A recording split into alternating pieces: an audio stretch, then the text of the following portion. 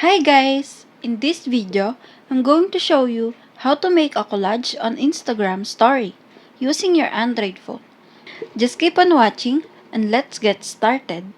First, go to Play Store.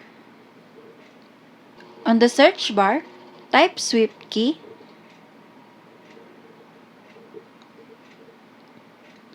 Install it, and now let's open it.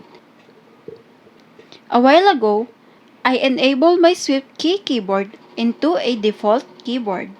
Now, let's go back to Instagram. On the upper left corner, click the camera icon and take a photo. Click this and tap the emoji. Click the pin icon and tap this. Now, you can choose a photos.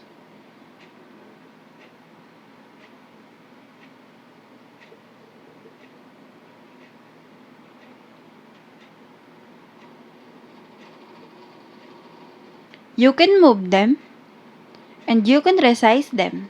Now, you can also put a text here by tapping this one and type your caption.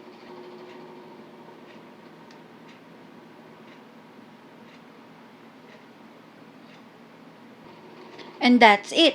If this video helped you out, please consider leaving a like and let me know in the comments if you have any question. Have a good day!